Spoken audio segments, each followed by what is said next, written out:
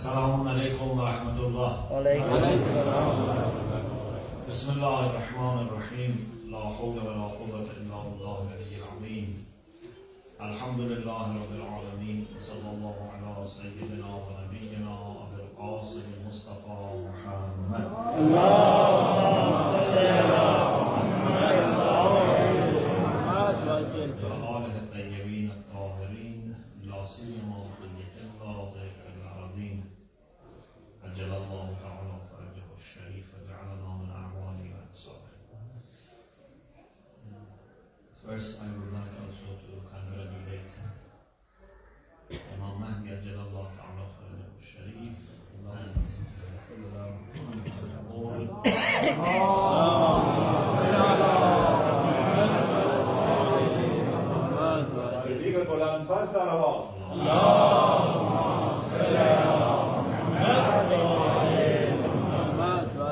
and all those who love Amir al-Mu'mineen, and in particular you, my dear brothers and perhaps sisters who are listening. So I congratulate all of you, and I pray that Allah gives us, among other gifts, the gift of Wilayah, which is a great gift, and if we really receive this gift with all our heart, then it will be a mirror reflecting the light of Awliyaullah to our life and to the lives of others. So may Allah inshallah grant us this gift and make our heart ready for receiving this gift. I am sure you have all heard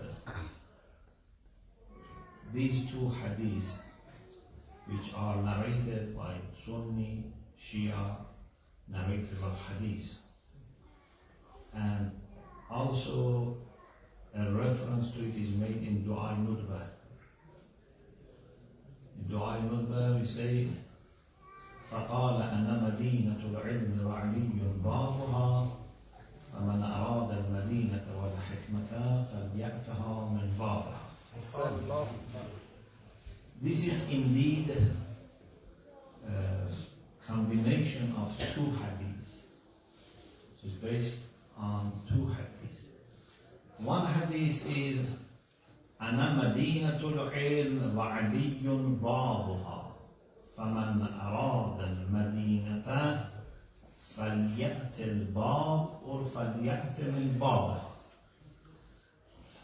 Mir Hamid Hussein Khandis, the author of Abaqat al-Anwar, says this is mutawatir among Sunni and Shia. According to this hadith, Rasulullah said, I am the city of knowledge. أنا مدينة العلم. I am not just an alim. I am not a muallim, or I am not a school of knowledge. I am a city of knowledge. One characteristic of city, if it is a real city, is that everything that you need must be in the city. In the village, maybe sometimes you lack. For example, you have maybe no school, or you have primary school, but for high school, you have to go to city. If you want a clinic, hospital, you have to go to city. If someone oppresses you and you want to see the judge and submit a complaint, you have to go to city. City has everything. And Rasulullah says, أَنَا مَدِينَةُ الْعِلْمِ. So whatever knowledge you need for your happiness, for your sa'adah, for your felicity, is available. Not only in theory, but also in examples. MashaAllah. In the life of Prophet Muhammad sallallahu alaihi wasallam.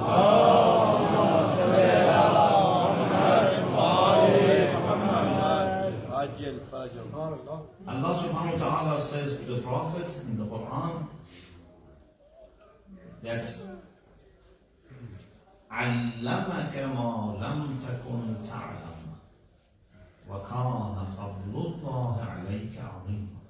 Allah taught you whatever you didn't know. Whatever you didn't know, Allah taught you. And favor of Allah upon you has been great. It means that Allah did not reserve something. He taught him whatever he didn't know. So, he has comprehensive knowledge. But, every city also needs protection. Yeah. Every city has its own way of security. Sometimes you see, sometimes you don't see. Sometimes there are walls around, in the past they used to call Sur al-Madina. Yeah, there are walls around. Sometimes maybe it's on top of a hill. Sometimes it's surrounded by water, or they make canals, so that. So there's a protection for city, because in the city you have all your treasures. And you have people who may not be able to defend themselves. So you need to protect very well the city. But because this city is a city that is made available for people, and Allah has sent Rasulullah as a teacher, so there must be a gate. MashaAllah. It's not only for the inhabitants. MashaAllah. It's for Alameen. But Alameen cannot all of them just go to the city. They have to observe certain protocols, certain guidelines. Especially this gate that we are talking about is a gate that stops bad people, helps good people. Normally gates are just to stop. Yeah? But if you really, are waiting for some people to come, you put at reception or, near the city, someone to bring in good people. Even you may send people to invite people, good people to come. Rasulullah says, Aliyun Babuha. Ali is the gate of the city. This gate is something that bad people, they prefer to die outside city but not to enter to the city because of the gate. Yeah? They say, like the son of Nuh. He said, Ya bunayya irkab ma'ana.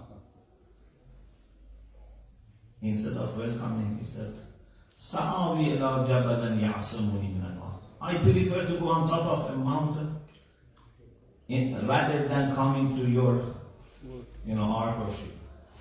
Because he doesn't want help, even help of his father.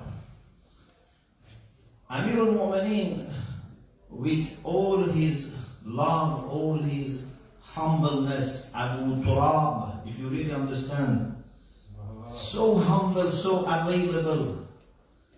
But some people had hatred towards him. Some people didn't want to get close to him. In Dua ibn part of the reason is mentioned. فأودع قلوبهم أحقادا بدرية وخيبرية وهنينية وغيرهن فأذبت على عداوته وأكبت على منابذته. So some people had problems since the wars, the battles, when they were fighting against Prophet and against Islam, and they were on the other side. They developed hatred, and when they came to the Prophet's side, they brought with them their hatred. They didn't leave the hatred there. A mu'min should never carry hatred. One of the most beautiful du'as is رَبَّنَا اغْفِرْ لَنَا وَلِإِخْوَانِنَا الَّذِينَ سَبَقُونَا بِالْإِيمَانِ وَلَا تَجْعَلْ فِي قُلُوبِنَا غِلًّا لِلَّذِينَ آمَنُوا. Always we should make this dua. We cannot let our heart be a place of hatred for any person, especially for believers, for mu'mineen. There is a beautiful hadith that someone asked Rasulullah for advice, and Rasulullah pointed at Imam Ali and said, "Wali waliyya hada, wali waliyya hada." You are all awliya of Amirul Mu'mineen. If you want to act according to the advice of Prophet, you have to show your love to Amirul Mu'mineen through loving his followers, his lovers. And then Rasulullah said something that would leave no excuse. You may say, yes, he's a Shia, but he has bad akhlaq. He's a Shia, but he belongs to another group. He's a Shia, but he's not practicing. Rasulullah leaves no chance. He says, وَلِوَلِيَّ هَذَا وَلَوْ إِنَّهُ قَاتِلُ أَبِيكَ. Even if he is killer of your father. Allahu Akbar. If you are making football as a team, would you say that I don't, want to play with this person because we have a personal issue? No. There is no place for personal issues during the game. If we are not in a war, at least suppose we are in a game, how can we boycott each other? So, Wilaya leaves no hatred for other mu'mineen.